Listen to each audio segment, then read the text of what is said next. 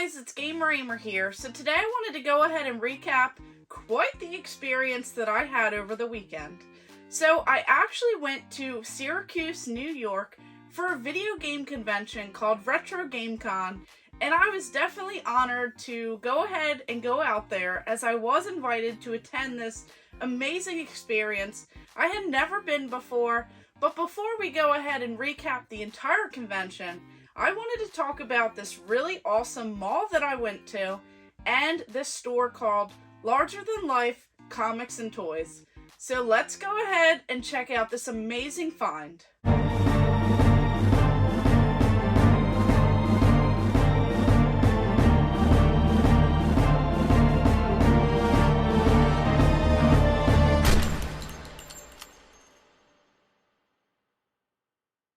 So I actually went out to this store and I kind of stumbled upon this item that I picked up, but it definitely fits in with the 90s and it fits in with that series that I'm doing where I pretty much try and grow my Super Nintendo collection, whether it be games, displays, kiosks, signage, or any type of item that would be related to that.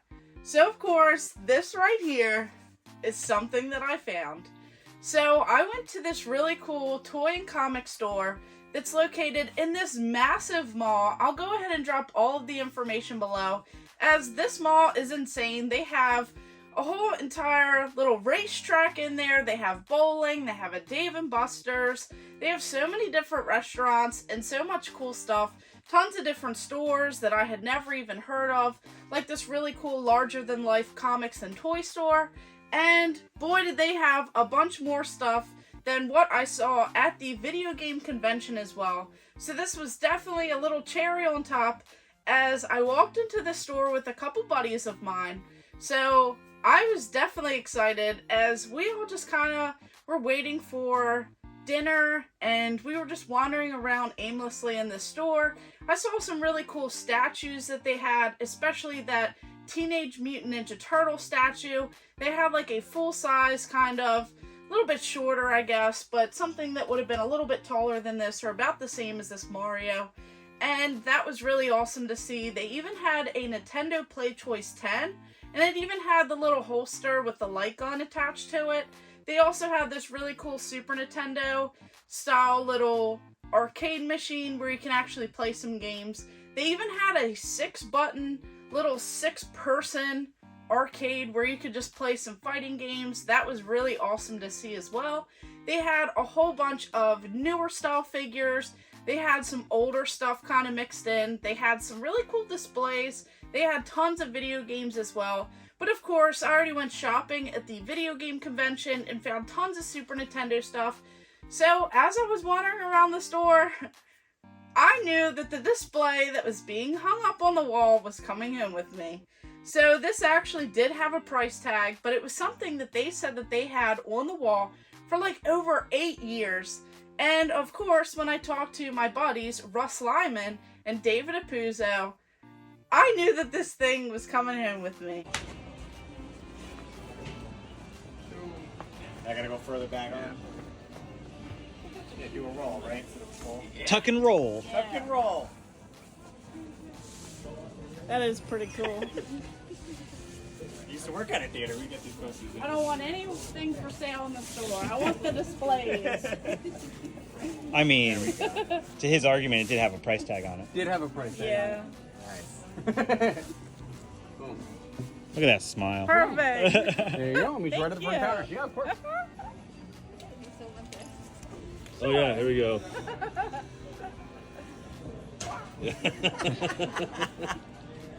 Follow I her don't to the know booth. if this could go in the Can you put that restaurant back, with please? us. Where's it going? On the shelf. I don't know if this will have like its own seat in the Yeah. restaurant. So right here, this is a very important piece of history for Street Fighter, the movie from 1994. So who remembers that movie? And who remembers going to the movie theater and potentially seeing this insanely huge banner? So this right here, I'll go ahead and try and fit this in the frame, but we're gonna have to do some overlays because this thing is massively huge. So right here it says Universal And we even have this huge logo on here. It even tells you who's in the movie. So as you can tell, this is just a giant, massive banner of this movie. There's no way that this is going to fit in here, but it even says Raul Julia on there. So many of you guys may not know that this was actually the very last movie that he was in before he sadly passed away. And one of the reasons why he did this movie was for his children. They were huge fans of the Street Fighter game, especially on the Super Nintendo, and he really wanted to be a part of something that they could remember and something that they could just be proud that their dad was in. So of course, I loved him in all of the Addams Family movies, and even though this Street Fighter movie did not get the best reviews, as a lot of the video game movies, like Super Mario Brothers, did not do at the time. So as they got those very bad ratings, probably the best part about this movie was Raul Julia. So this is a really special piece right here to have, and this is a huge banner that would have been displayed back in the day at the movie theaters, and this is something that I just haven't found a lot of information on. So this thing is about 12 foot long, which is crazy, it's insane, and it's several feet high. So I would estimate this to be maybe, I guess like 4 or so feet. I'll have to get a little bit more measurements of this. But this right here is such a cool little promotional item from the movie. And to have this awesome display banner in my collection is really sweet. So I'm just so thankful that I was able to find this. And then, of course, just learn a little bit more about the history of Street Fighter. And then, of course, I'll have to go ahead and rewatch this movie, as maybe I didn't appreciate it when I was younger, when I originally saw this. And this was said to not have been one of the best films, but especially taking pride in what he did by learning about these dictators. He learned about the role himself when he played Bison. And of course, he really took this seriously by doing martial arts moves and practicing and learning all of these different techniques to go ahead and play Bison in this movie here.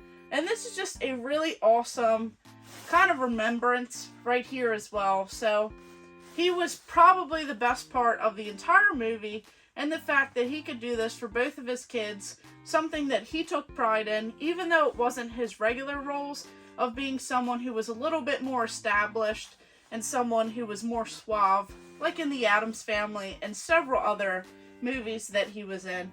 This is still a really awesome piece of video game history here, and just what everyone does this for.